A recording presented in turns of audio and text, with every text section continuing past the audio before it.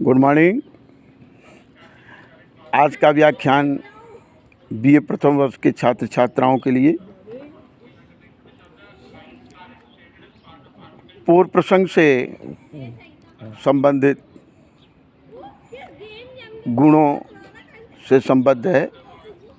पूर्व व्याख्यान में काव्य गुण, गुण की परिभाषा, माधुर्य गुण का विवेचन किया गया। अब द्वितीय व्याख्यान के अंतर्गत ओज गुण, ओज शब्द अपने आप में एक उत्साह, उमंग का बोधक है। परिभाषा लें तो जिस रचना के पढ़ने या सुनने से पाठक या श्रोता के मन में उमंग का, उत्साह का, ओज का भाव जागृत हो, उसे ओज गुण प्रधान रचना कहते हैं। इस गुण के माध्यम से वीर, बीभत्स, भयानक, रौद्र आदि रसों की अभिव्यक्ति की जाती है। विशेषता की दृष्टि से देखें तो इस प्रकार की यानी ओज गुण प्रधान रचना के अंतर्गत कर्णकट वर्णों का अधिक प्रयोग रहता है। जैसे महाप्राण की ध्वनियाँ द्वितीय और चतुर्थ वर्ण का इस प्रकार की रचना के अंतर्गत अधिक प्रयोग रहता है। प्रत्येक वर्ग के द्वितीय और चतुर्थ वर्ण जो कर्णकटु महाप्राण की ध्वनि ख, घ, छ, झ, ठ, ढ, ऐसे वर्ण जो उच्चारण की दृष्टि से महाप्राण की ध्वनियों की श्रेणी में आती हैं, उनकी अभिव्यक्ति, उन वर्णों का प्रयोग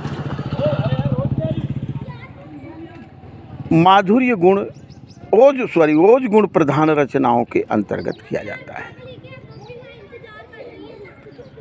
अगली विशेषता किस गुण के माध्यम से वीर, बीभत्स, भयानक, रौद्र रस की अभिव्यक्ति होती है। कभी वीर रस, रौद्र रस प्रधान रचना इसी गुण के माध्यम से करता है। तीसरी विशेषता कर्णकटु, द्वितीयकरण, संयुक्त वर्णों का अधिकाधिक प्रयोग रहता है। इस गुणयुक्त रचना को पढ़ने से पाठक के मन में वीरता का, उत्साह का भाव स्वतः जागृत हो जाता है। आदिकाल के अधिकांशतः रासो प्रधान ग्रंथ जो वीर रस प्रधान हैं, वो ओज गुण के माध्यम से, ओज गुण युक्त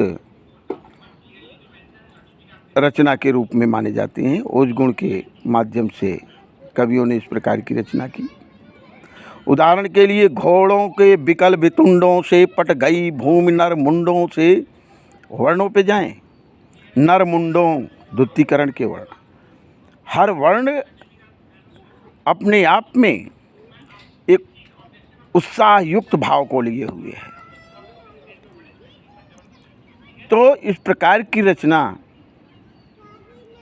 वीर रस प्रधान रचना मानी जाती है। ओज गुण, ये रौद्र रस प्रधान रचना मानी जाती है, जिसके माध्यम से कवि पाठक या श्रोता के मन में वीरत्व का भाव जागृत करता है।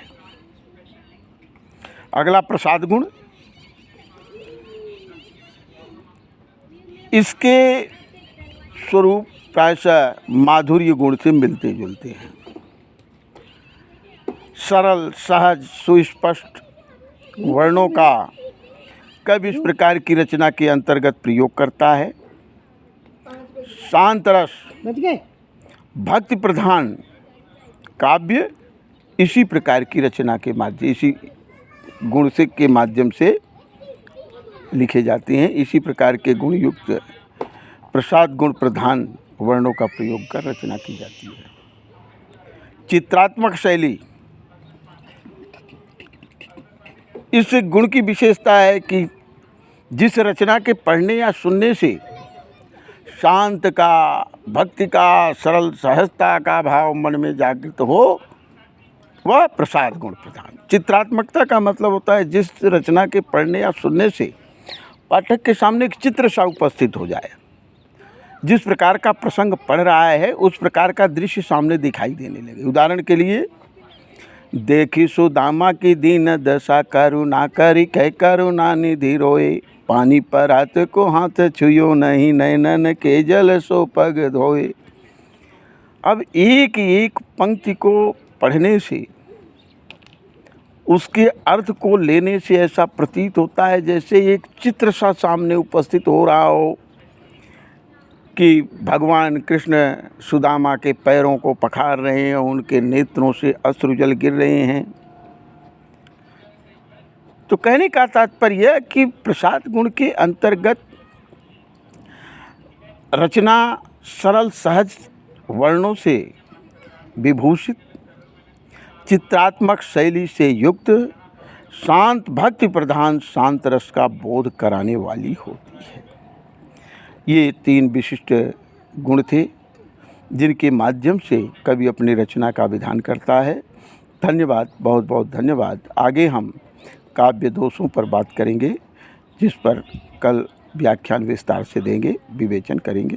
धन्यवाद, बहुत बहुत धन्यवाद।